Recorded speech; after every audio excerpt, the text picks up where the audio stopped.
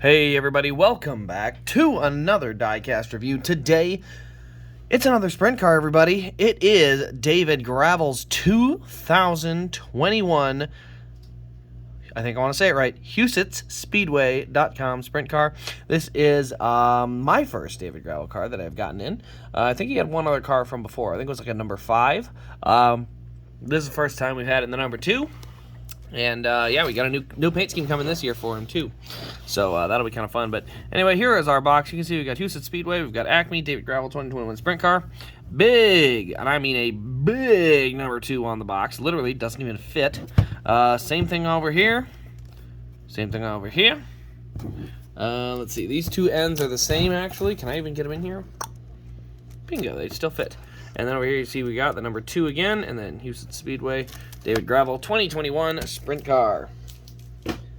All right, let's get into it here. So we're going to do a quick little thing here. I had a comment today about somebody who had an unfortunate break on their sprint car, and so I wanted to make sure I addressed kind of some of the tips and tricks for these cars, but we'll go out and start here, and then we'll do that after. So you can see we've got HusetsSpeedway.com. We've got the number 2 up there. We've got the nice black base with the orange accents. You can see we've got Husets Speedway. Then you can see the orange coming in there. We got Jackson Motorplex over there.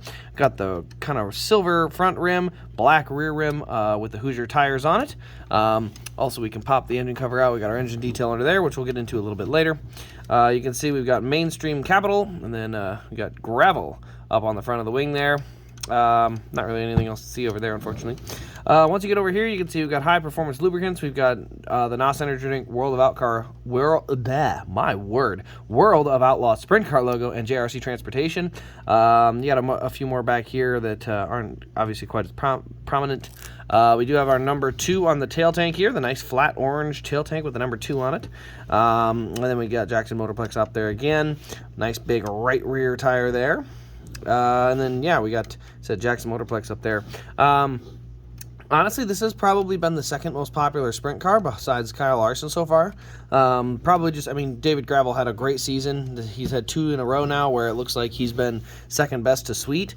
And so that would, I mean, I would assume at some point he's either going to move up into another series or he's going to win a World of Outlaw title. So I'm not really sure which one's coming first, but I know he's running at least this full season, so got to look forward to that. But anyway, what I was also going to show was the proper way, or at least not the proper way, but the way I get my wings on and off. So apparently someone had an issue today with the upper wing. Now, from what I have had as far as getting these off, I have found it is easiest to just simply pull back and wiggle. So usually I kind of snap it down in place, and then you see I kind of popped it out. So the way I install the wing is I get this, there's literally a groove in here. You can fit your fingernail in and feel it, and then there's a groove up here. You line that groove up, you get it right like this, pull back, just like that. Same thing coming off. You kind of pull back on this, nice and easy. You don't have to, yank on it, but you just kind of get it popped up off this lip, and then the whole thing comes off. So you can see there is literally a lip. Get it nice and close here. There's a lip on each side. So it shouldn't be super forceful. You shouldn't have to really crank on it or anything. It literally 2 fingers here. You see we line it up in the front. We just snap it back. Coming off, same thing, 2 fingers. This one is a little trickier because I got to move it up while pulling back. But, I just kind of pull back, wiggle it, get it to, come off the lip, and then boom, the whole wing comes off. So that's the easier one. Engine cover is really easy. I just pick it up from the sides and it comes right out. And you can see our engine detail in there, which is, by the way, fantastic. I absolutely love the engine detail on these things. It is definitely on par, if not a little bit better than the R&R sprint cars from before it. But the biggest thing that's a bigger deal that I really like is the seat. You can see we've got our Simpson belts in there. You can see we've got the carbon fiber seat. Just looks really, really nice. So I'm really glad to see that detail. I just think I'm really liking it. So yeah, the last thing on it is going to be this front wing here. Now this front wing connects in 4 spots. So it's really tricky to say which way is going to be the easiest. Honestly, sometimes it's just luck. But usually I just kind of pop one of them out, pop the other one out, and then that's just how I've done it. Again, the biggest thing you want to remember with this or any of these sprint cars is don't pull on them too hard. It's just unnecessary to push too much power behind it. Like right here, looks like I'm going to do the, oh, there it was. So I got that one popped out.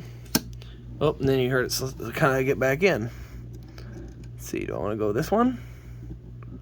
There we go. All right, see, I literally, well, all I did on that one was I took these two at the same side, just off, out, over, and that came right out. But yeah, here, let's get a nice close-up. There you go. So you can see here how that works. Those will literally go up right to the bars, and then that little spot, that little notch where it goes over, is where it connects into the chassis. So same thing going back on. I basically just line it up with where, let's see, with where those holes are. I'm trying to, at least. Yeah, see, I can't see it, so it's a little trickier. It is. It's actually really tricky to try and do it without your visuals. There we go.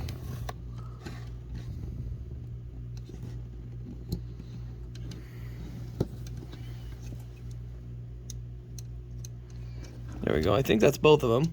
So once I get one side kind of locked in place, come over to the other side, widen it out, and it literally just snapped right in. So sometimes you'll have to battle it a little more, but that, I mean, is literally the front wing. I mean, it's definitely the most fragile feeling wing, but I haven't had too many issues getting them on and off. The biggest thing is, again, don't pull too hard on it. You know, you might have to use a little force, but you don't have to go nuts. You know, like the same thing on this top wing. You know, it does take a little force, but from what I have found, you just kind of roll your hand back, and it comes right on. So definitely, again, when you're handling the sprint cars, be careful with them. Don't be cranking on them too hard, but they're definitely, I mean, these are definitely a really nice diecast, especially for the price. You're talking paying like $15 extra over what you're going to pay for an Elite this year, and the detail on these, plus the size. I mean, let's just take a minute to remember, these are a 1/18th versus a 1/64th. You know, this is, it's definitely equivalent-ish, but the detail on this is so much better. I really enjoy it. Now, I will say, the detail on the Cup cars, this is obviously an ARC, is really good too.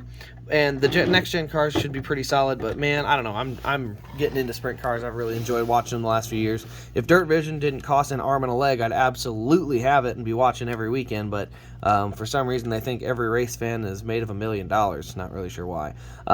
Anyway, guys, though, that'll wrap up the video. Let me know your thoughts in the comments below. Turn on the bell, subscribe, all that fun jazz. Look in the description. There should be a link onto the website if you are looking for this David Gravel car. I believe there are 2 or 3 left, so once they're gone, but you can check them out while they're still available.